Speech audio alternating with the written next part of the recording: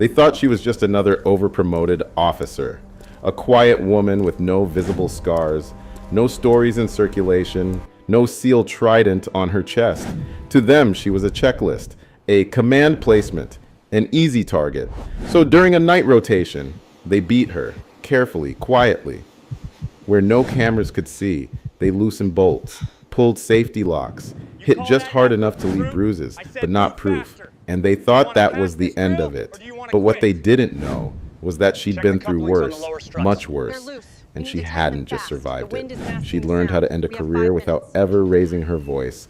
Now, before we show you the exact moment she turned their plan against them and brought down 3 men without ever throwing a punch, drop a comment telling us where you're watching from, hit that subscribe button with the bell icon on, and buckle in, because this time, discipline didn't just win. It made sure everyone remembered why she earned that rank. The fog rolled in low over Coronado Bay, thin and fast-moving, like it was trying to outrun the dawn itself. The kind of morning where visibility sat in the gray. Not full darkness, not full light, just that in-between hour where the air tasted like salt and boot rubber, and the blades of an idle Blackhawk clicked faintly in the distance.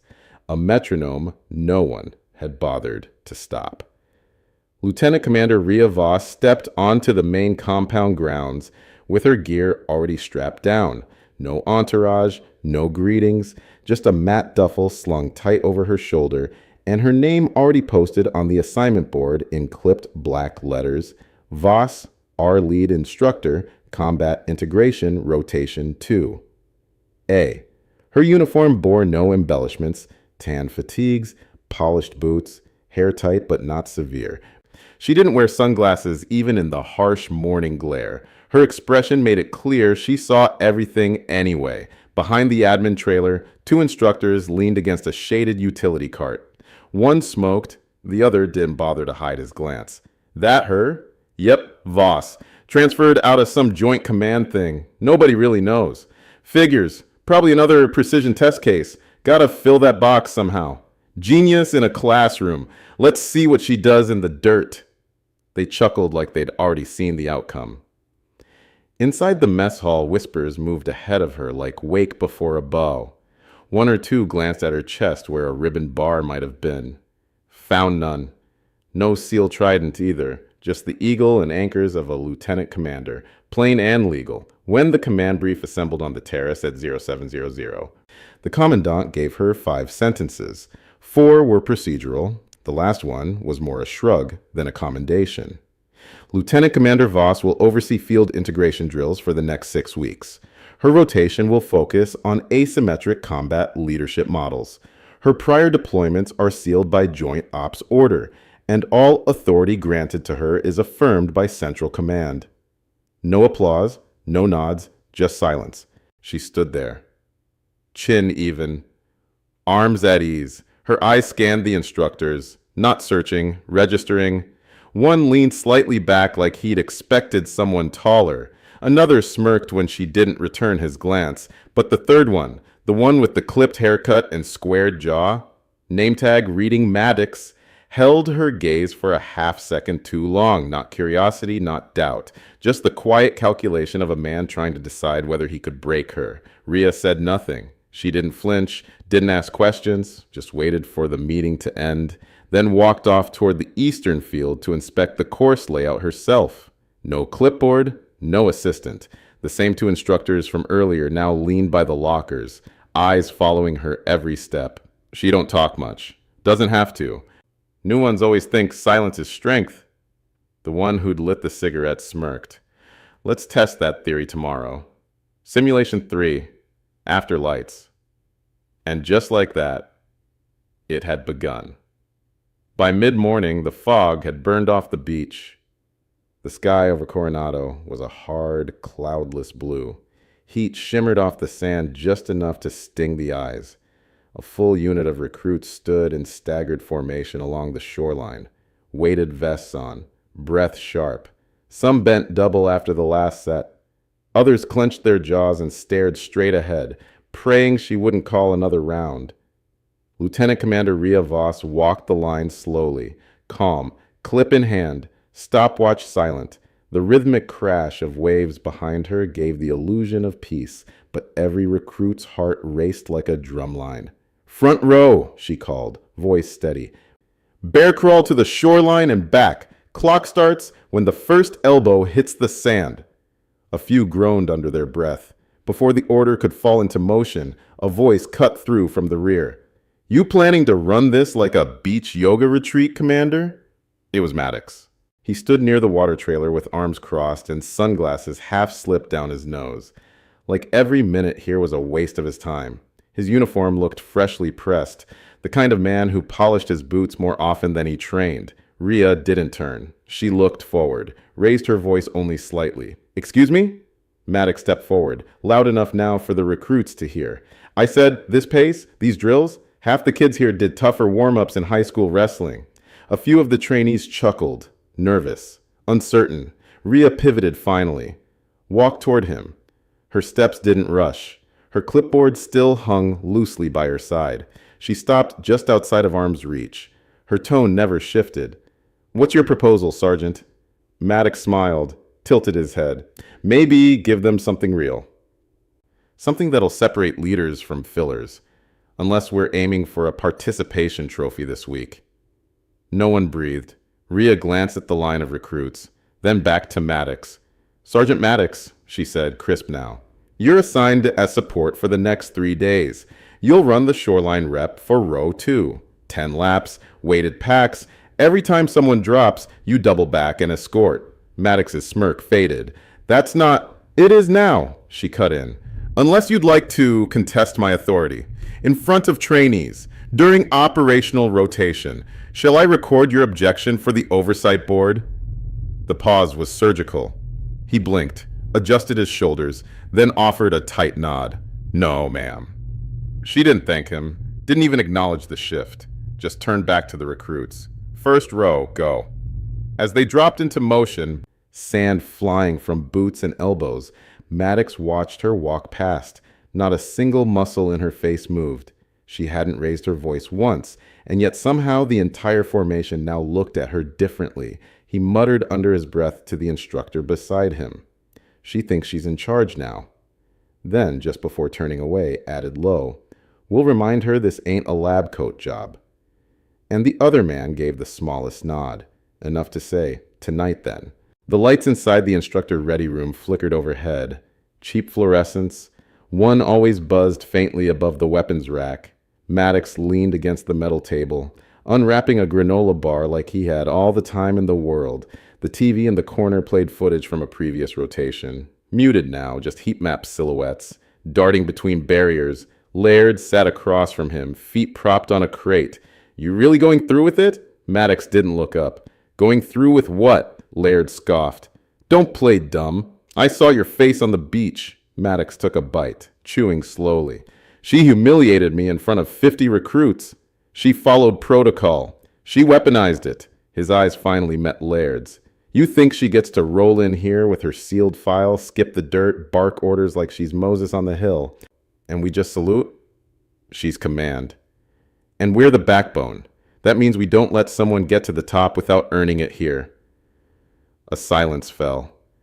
One of those stretches where neither man needed to say the rest. Everyone in that room had been through the grinder, broken bones, sleep deprivation, psychological evaluations that cracked grown men in 3 days, and yet somehow this quiet, stone-faced officer had slipped into the top slot without a single visible scar. Maddox had seen it before. Officers who came in clean, no mud on their boots, no calluses that told stories. They didn't last. They folded under the first real test. Or they got transferred before anyone could measure them properly. But this one? She hadn't flinched yet, hadn't complained, hadn't even raised her voice. That made her either bulletproof or hiding something. And Maddox didn't believe in bulletproof. "Just rattle her," Laird said finally. "Right? No damage, just shake the pedestal a bit." Maddox nodded once. "No bruises, no witnesses, just pressure. Pressure makes people reveal what they're hiding." He pulled up the digital layout of the obstacle course on the wall screen. Simulation 3B night rotation. No helmet cams after 2100. That's standard. He tapped the cargo net tower. This rig's still under soft inspection from the maintenance overhaul. Easy enough to swap a support beam with a non-reinforced dummy. Won't show on checklist. She drops a few feet, gets rattled, backs off, learns her place. Laird rubbed his jaw. And if she doesn't? Maddox's smile was thin. Then we make sure someone helps her understand. Just then, the door opened. Trainee Sutter stepped inside, hesitant, his uniform still damp from earlier drills, helmet tucked under one arm. You asked for me, Sergeant?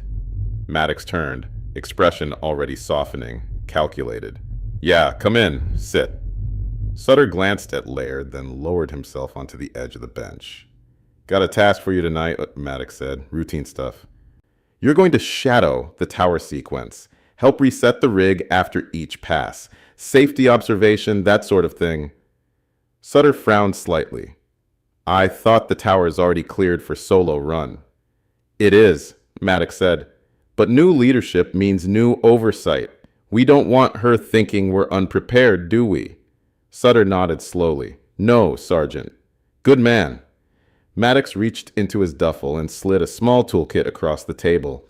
Swap the bolt on the mid-beam during the first climb. Just loosen it halfway. Nobody will notice. It won't break. Just drop a little. Scare her. Sutter's fingers curled. And if she gets hurt? She won't. We're instructors, not monsters. Laird added, You want her respect, don't you? She won't respect you unless you make her earn it. That was the line that stuck. It always worked. Sutter nodded once, reluctantly, but he took the kit. As he left the room, the door thudded shut behind him. Maddox leaned back against the table and cracked his knuckles. No one gets to lead without crawling first. Floodlights poured over the course like static sunlight, white and blinding, flattening every shadow into nothing. The obstacle field was quiet except for the low hum of generators and the crunch of boots against sand. Night training at Coronado always ran lean, just one rotation at a time, limited oversight, tight radio control. Lieutenant Commander Rhea Voss stood near the signal flag. Her voice didn't carry, but every word landed sharp. Tonight's run is live contingency sim, time trials, cargo net, breach wall, low crawl, evac drag. Instructors shadow from quadrant 2. Maddox, Laird, and Sutter stood behind the recruits. Already geared, no cameras this time, no observers either, just a dry run by the book. On paper, Rhea swept the course with her eyes. The gravel looked different. She filed that thought away. The first stage ran smooth. Crawls, vaults, rope swings. A few trainees slipped. One clipped a shin. Nothing unusual, but the anomalies added up. One rope was cut half an inch shorter than spec. A grip post wobbled under load. A timing mat blinked out mid-run. She didn't call it out, just filed it all, one piece at a time. At the tower's base, she called for rotation. Next wave, I'll take lead on the climb. She grabbed the side rails and began the ascent. Hands precise, boots secure, no wasted motion. Halfway up, a jolt. The mid-beam gave way with a loud metallic pop. She dropped fast, 6 feet down the incline, hit hard on her shoulder and rolled. It wasn't far enough to break bone, but it was enough to jar her breath and make the world flash white at the edges. She braced to push off the gravel, but they were already around her. Maddox crouched beside her first. You okay? His tone was concerned on the surface, but his hand gripped her arm a little too tight for comfort. She didn't answer. Laird stepped in next. Shouldn't be climbing without warm-up. That's a liability. Then a boot nudged her hip. Not quite a kick. Need a medic or just some air? He said low. She sat upright, slow but composed. I'm fine. Maddox leaned closer. We're just checking, Commander, making sure you can handle this. The gear out here doesn't care about resumes. Rhea said nothing. That's when it shifted. Maddox helped her up, hand tight under her arm, but drove his elbow subtly into her ribs as he did. Not enough to make her fall, but enough to hurt, enough to send a message. She took it without flinching. Then came Laird again, a sudden leg sweep masked as a misstep. She caught herself but hit one knee. Sutter stood frozen at the edge of the circle. He didn't move. One more voice. Maddox again. This is how we learn, Commander. Under pressure. She rose, pain slicing through her side now, but she stood, 3 against 1. No cameras, no proof, except there was. Her eyes flicked once, brief, barely a motion, toward the tower's upper junction box. Maintenance sensor, motion activated, required by OSHA after the last structural audit. They'd forgotten about it, or never knew it was there. But she had. She'd walked the entire course that first morning, checked every sensor, every backup system, every failsafe that lived in the margins of official inspection reports. They stepped back, laughing like it was part of the game. No visible bruises, no shouts, just controlled pressure, plausible deniability dressed as physical correction. But what they didn't see was her eyes, fixed, focused, counting steps, cataloging sequence, burning every move into memory, because Rhea Voss didn't survive joint ops by panicking. She survived by watching and remembering. The generators wound down just after 2200. Floodlights dimmed one by one until only the sodium lamps at the far end of the compound stayed lit, throwing pale gold arcs across the gravel. The recruits were already dismissed. The instructors logged their debriefs. No one mentioned what had happened. Rhea walked the full course again, alone this time, shoulder stiff, left rib aching when she inhaled too deep. Her flashlight beam skimmed the spot where she had fallen, a small dent in the dust, half filled by boot prints, Maddox's, Laird's, hers, interlaced like tracks of an unfinished fight. She crouched.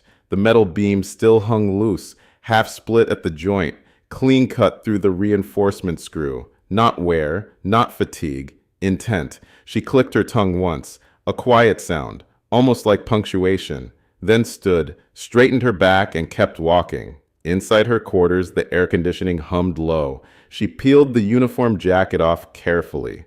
A dark bruise had already spread across her ribs, deep purple fading to yellow around the edges. One cut across her shoulder where the gravel had torn through the fabric. Nothing permanent, nothing that couldn't heal. She set a single ice pack from the medical cooler against her side, then sat at the small metal desk. No lights except for the glow of her tablet. The recording function blinked once.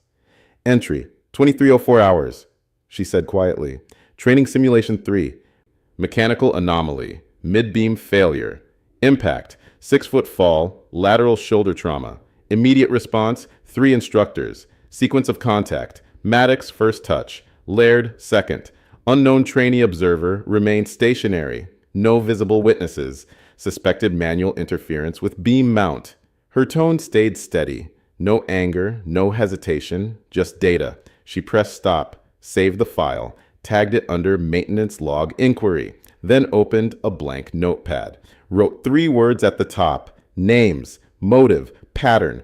Outside, a passing patrol truck rattled by, headlights washing through the blinds. She leaned back, eyes on the ceiling. A memory crept in uninvited. Another desert years ago. Another ambush. The same pattern of betrayal disguised as teamwork. Different place, same principle. Never respond when they expect you to.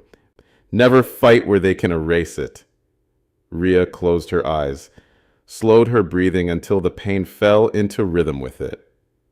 And at 23:30, she rewrapped her ribs in a compression band, replaced the ice with gauze, then stood at the mirror. The bruise was ugly, the stare wasn't. They think I'm their lesson, she said quietly to her reflection. A pause, a hint of a smirk that never reached her eyes. They just became mine. She turned off the light, left the tablet charging by the bunk, and lay down fully dressed, boots still on, mind still running. Outside, Coronado slept. Inside, she didn't. The sun rose over Coronado in thin sheets of amber, slicing across the asphalt between barracks like a silent reveille.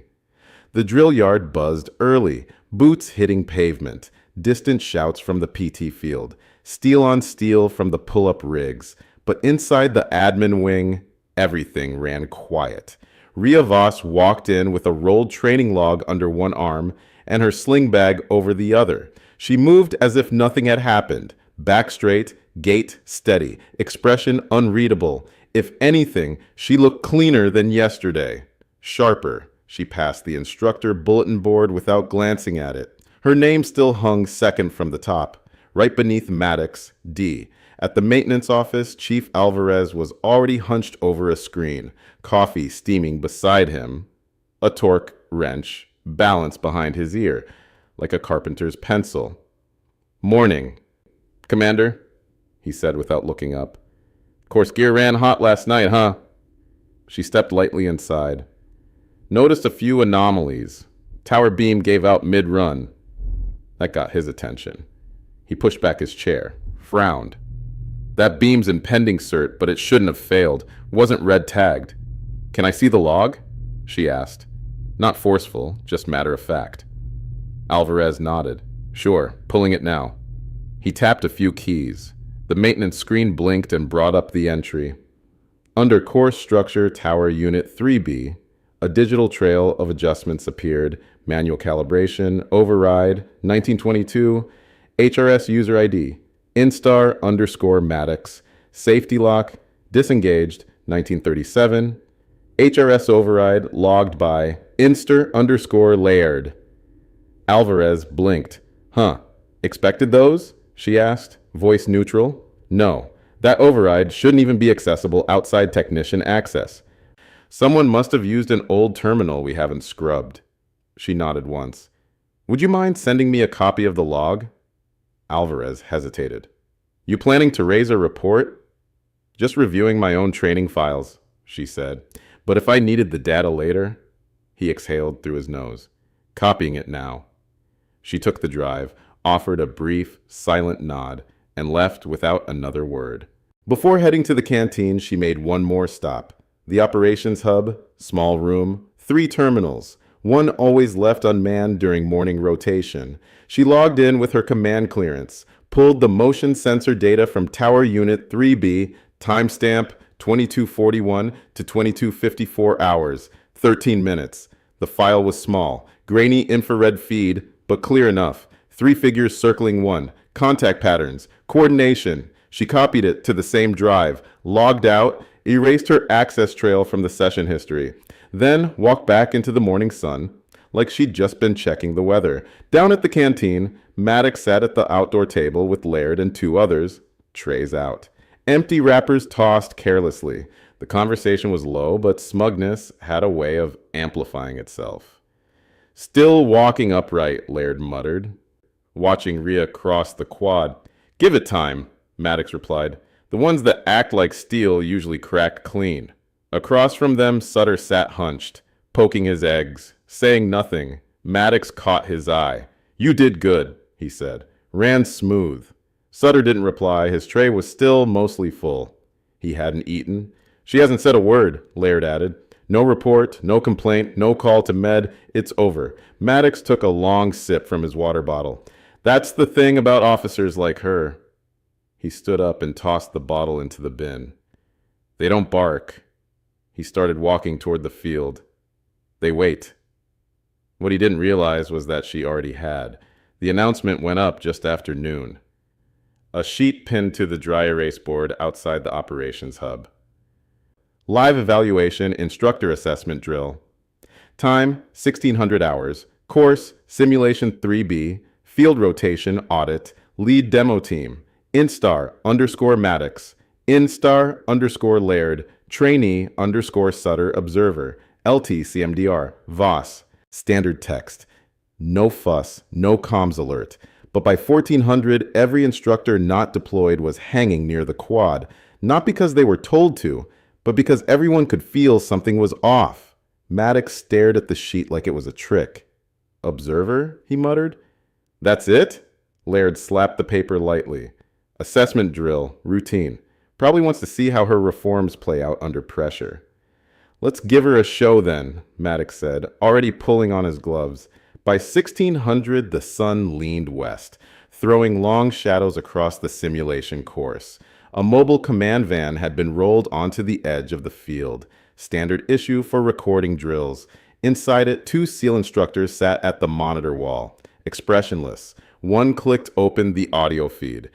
Another synced a wireless screen to the big display hoisted on a steel stand behind the staging tent.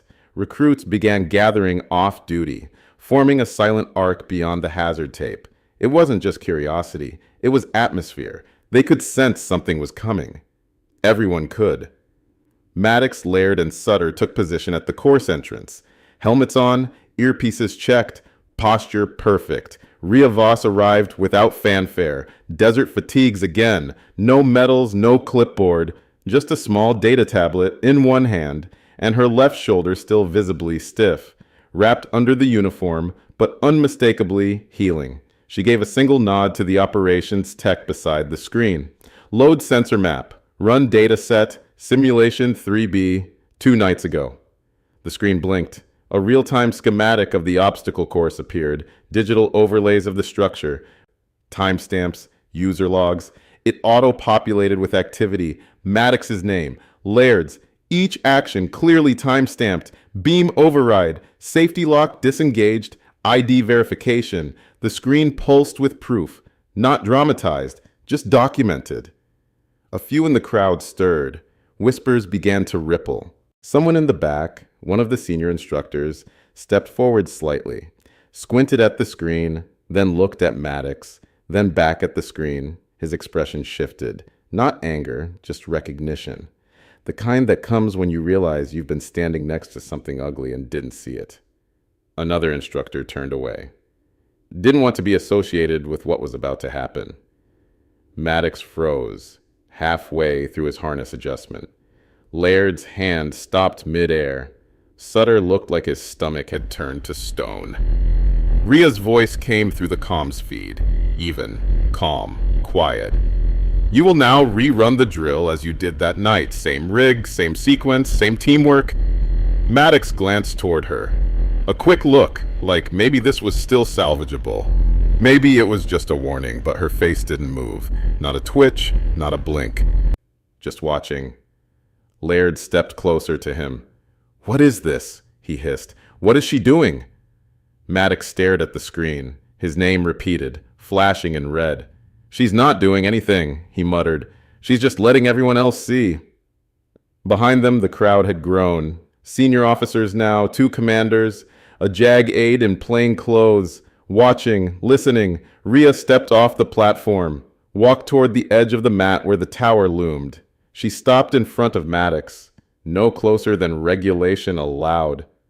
The logs don't lie, she said quietly, and neither will your next move. She turned to the crowd, not to explain, not to accuse, but to let the silence do the speaking. Because some takedowns don't come with fists, they come with facts and timing and perfect, brutal calm. The debrief room was ice cold from overworked AC. A stainless steel carafe of untouched coffee sat in the middle of the table like a forgotten prop. On the far wall, the pause screen from the sensor log still glowed faintly. 1 red line, 3 names, 1 timestamp. Captain Reeves stood at the head of the table, arms folded behind his back. His posture was carved from stone. JAG observer Lieutenant Fink sat beside him, tablet open, stylus motionless.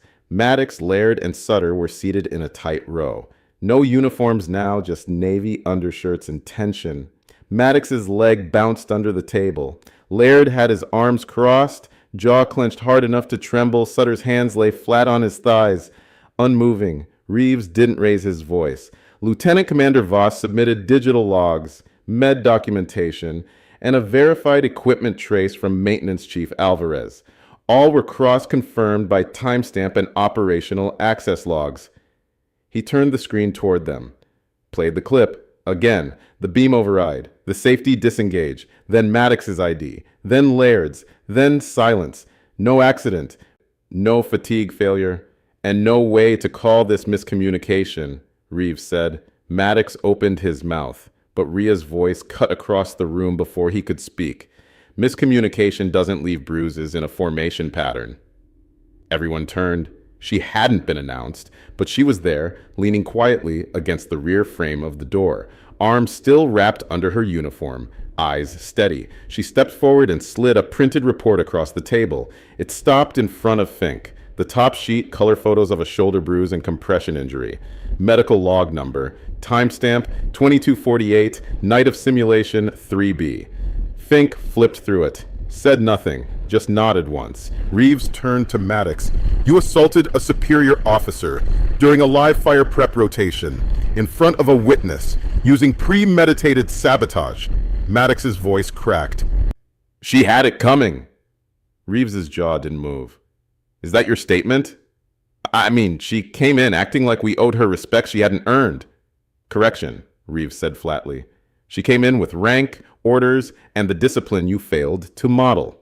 He turned to Fink. Effective immediately, Sergeant Maddox is relieved of duty. Discharge proceedings begin at 0800. 2 layered.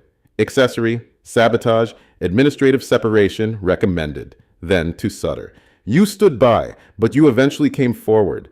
Late, but honest. You'll be pulled from this cycle. Officer commission is rescinded. Sutter's throat moved once. He nodded. Reeves tapped the screen off. Dismissed. They stood. No one said a word. No shouting. No denial. Just the dull scrape of chairs and the quiet rhythm of consequences.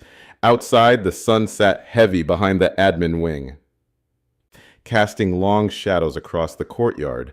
Word had already spread. Instructors avoided eye contact. Trainees stood straighter. At the far end, Rhea walked slowly toward the edge of the field.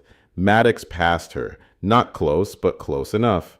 She didn't flinch. He didn't speak. He just kept walking. Shoulders tight, chin down, stripped of rank, of reputation, of control.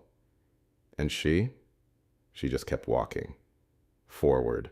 Evening dropped slowly over Coronado, painting the course in long bands of amber and shadow. The ocean wind had softened and the voices around base had fallen quiet, the way they always did after consequences hit. The cargo net tower stood still in the center of the field, repaired now, reinforced. Nothing visibly wrong, but those who had been there 2 nights ago couldn't walk past it without remembering. Lieutenant Commander Rhea Voss stood beneath it, alone. One gloved hand rested lightly on the bottom rung. She wasn't climbing it, just anchoring, as if to remind the tower, and maybe herself, that she'd outlasted it. Wasn't sure you'd come back here. The voice came from behind. Senior Chief Marin, one of the few instructors not tied to Maddox's unit, veteran, sharp, watched everything. I never left, Rhea said. He stepped beside her, looked up at the rig. Could have pushed for criminal charges, courts-martial, headlines, but you didn't. I didn't need their punishment, she said, voice quiet. I needed the system to remember. Remember what? That respect isn't given when you shout for it. It's returned when you carry it. He nodded. Well, they remember now. A long silence followed, not heavy, just full. Across the field, a squad of new recruits passed in formation. As they neared the tower, one peeled off slightly, just a step out of line, enough to nod at her, then another, then one more. No applause, no words, just small acknowledgments, quiet respect, earned the long way. Rhea let her hand drop from the tower and stepped into the path between shadow and floodlight. Her posture hadn't changed since day one. Straight spine, even breath. Unreadable face. But now, no one was laughing, no one was guessing, and no one, ever again, would mistake her silence for inexperience. Not after what they'd seen. Not after what she didn't have to say.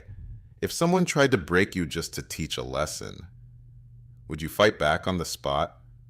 Or wait and let the proof destroy them instead? And do you think silence, the kind that watches, collects, and strikes at the right time, can end a career faster than revenge ever could? Drop your answers in the comments. We read every single one. Then tap that like button, subscribe, and hit the bell icon so you never miss a new mission. Share this video with someone who still thinks discipline looks like weakness. And by now, your next story should already be up on screen. So go ahead and watch that next. We'll see you tomorrow. Same time, same place.